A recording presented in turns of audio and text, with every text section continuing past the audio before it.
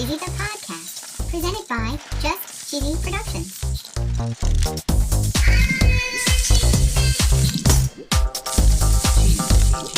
Hi there, I'm your host, Fondue. In this week's episode, we're going to be talking about two great cheese holidays. What are they? National Grilled Cheese Day, Ooh. and my personal favorite, National Fondue Day. It's like your birthday. We're going to learn the origins of grilled cheese and fondue, and we're going to find out what happens if you drop your bread in the fondue pot. Ooh la la. Stay tuned for episode number 21 of Just Cheesy, the podcast.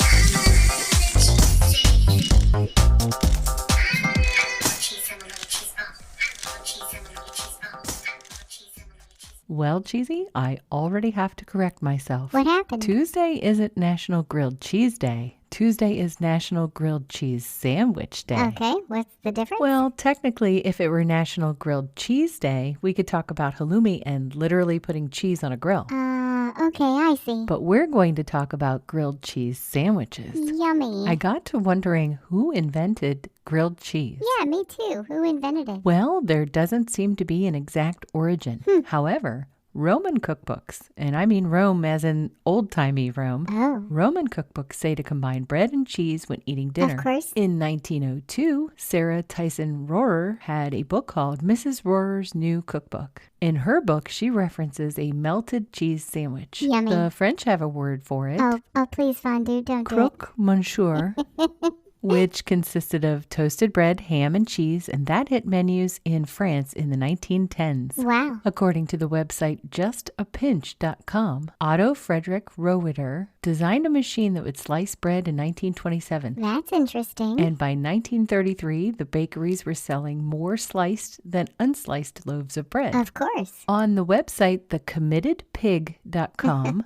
they talk about loaves of bread and processed cheese gaining popularity. The sandwich was called the Cheese Dream. Ah, yes, the cheese dream. It was an open-faced grilled cheese sandwich, which was popular during the Great Depression. It was popular because the ingredients were inexpensive. Sure. According to farmersalmanac.com, the Cheese Dream was often served in tomato sauce. Tomato soup? Nope, I said tomato sauce. Okay. It's often thought that the second slice of cheese was added to the top in order to sustain workers of the time. Wow. The article in justapinch.com says that Navy cooks followed a government-issued cookbook throughout World War II that included a recipe for an American cheese filling sandwich. Okay. The Navy was known to broil these sandwiches. Ooh. By the 40s, Kraft invented a pre-sliced cheese called Kraft Singles, and this became the go-to cheese for what we now know as grilled or toasted cheese sandwiches. We covered France and America, but other countries eat the same thing. They do? In the UK, they call them toasted sandwiches or toasties. Toasties? In Australia, they call them jaffles. And in South Africa, they're called snackwitches. Aw, snackwitches. Do you want to know some Guinness World Record grilled cheese sandwich facts? Yeah, who doesn't? Right? Let's hear it. So in October 2014, Serendipity 3, this is a restaurant, was recognized as the Guinness World Record holder for serving the world's most expensive commercially available sandwich. How much was it? $214. Holy cow. According to GuinnessWorldRecords.com, the quintessential grilled cheese is served on 2 pieces of French Pullman champagne bread. Champagne bread? The bread is made with Dom Perignon champagne, and edible gold flakes are strewn throughout the bread. Edible gold? Yep, that's right. The cheese is very rare. It's called Cacio Cavallo Podolico cheese. It's served with South African lobster tomato bisque as a dipping sauce. Oh, wow. And apparently they make you order the sandwich 48 hours in advance. Holy cow. There's also another entry in the Guinness Book of World Records for grilled cheese. There is? Yes, it's for the world's largest grilled cheese sandwich. Cabot Creamery of Vermont made the world's largest grilled cheese sandwich, weighing Ooh, how big? 320 pounds. Wow. It was 5 by 10 feet by 2.5 inches, and it was 11 feet 2.75 inches across the diagonal after cooking. Holy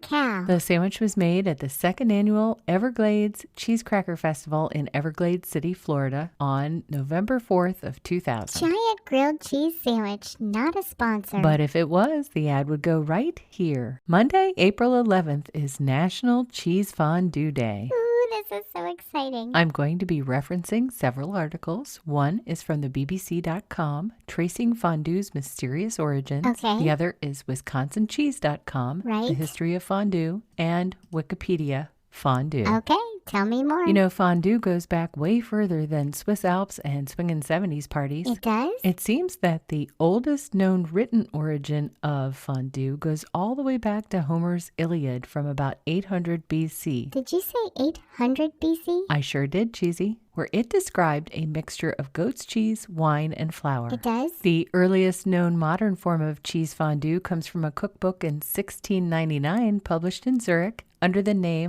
Oh no, don't do it, Fondue. Under the name, and I'm going to use the English translation, Cheesy. Good call. To cook cheese with wine. There's also a 17th century Swiss cookbook that references cheese with wine. Wow. Others say it was a simple meal created by peasants in order to use up leftover cheese and bread. Makes sense. The name cheese fondue came to mean something like scrambled eggs and cheese around 1735. It wasn't until about 1875 that the name fondue actually came to mean cheese and wine without eggs. Okay. And it was around this time that this was being presented as a Swiss national dish. Fun. The fondue of today really started to take shape in 1905. Why? Cornstarch was then introduced to Switzerland, and it became easier to make that cheese and wine emulsion a lot smoother. Okay, yeah. According to delishably.com, there's an article called Exploring Cheese Fondue, History, Fun Facts, and 8 Recipes by Linda Lum, where she talks about what she calls the Swiss cheese mafia. Swiss cheese mafia. It was during World War I that the Swiss believed that the market for cheese would shrink. Oh. According to the U.S. Department of Commerce, cheese exports went from 9 million to 4 million pounds during the years 1915 and 16. Oh no. So the Swiss had a group of milk producers, cheesemakers, and exporters, and they formed a cheese union called the Schweizer Käseunion. Oh boy. Originally, there were hundreds of types of cheese, but the cheese union focused their attention and desire on just 3,